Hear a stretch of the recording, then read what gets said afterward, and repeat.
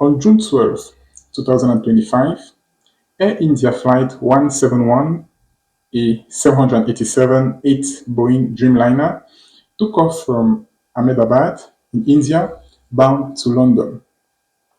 On board were exactly 242 people, including 230 passengers and 12 crew members. Unfortunately, around 32 seconds after taking off, the plane crashed, killing 241 out of the 242 people present on board. Only one person survived, a British Indian national that was seated near an emergency exit of the plane. It's a true horror of unimaginable scale. Today, I don't want to get into the technical aspects and the causes of this crash. I'm not an expert in aviation.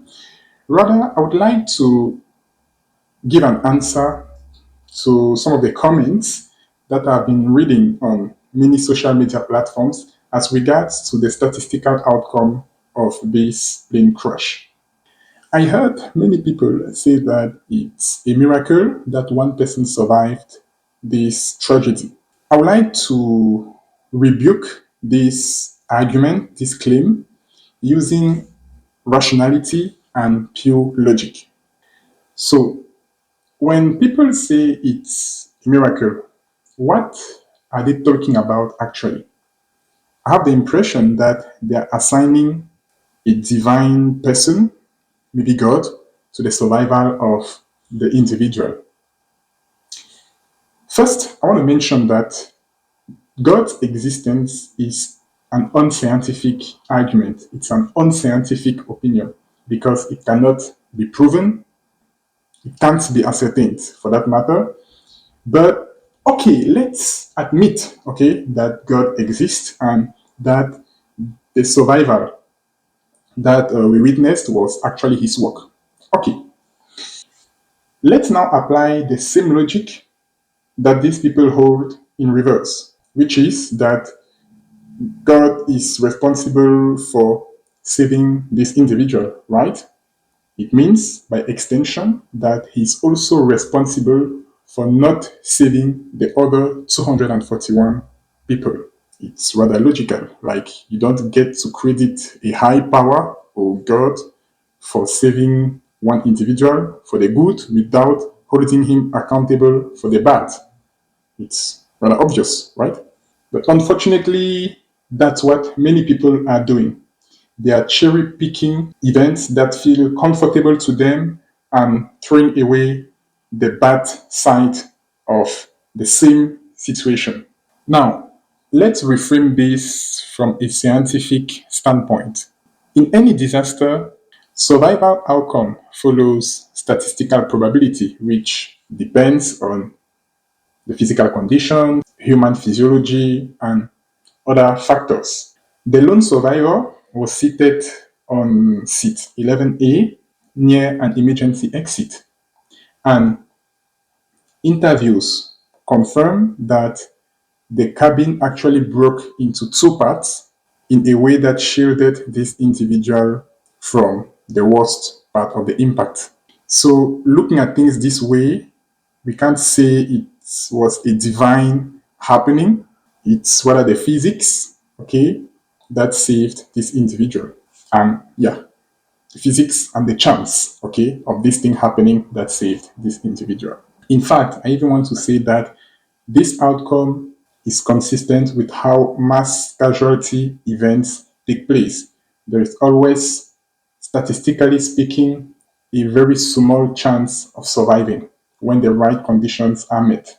So, if people, okay, ascribe these right conditions that were met as being the work of some divine being, then they should also be honest to admit that it's this being's fault when other hundreds of people die, right? But usually people decide not to do that. They only take the path that feels comfortable to them. And that's what I find truly disingenuous. If God deserves your love for one life that was saved, he must also bear the responsibility for the other lives that were lost. I think that's how fair things have to be. Otherwise, what you are saying is that the grieving families just were not worthy of any divine attention, also. Like their prayers were not loud enough.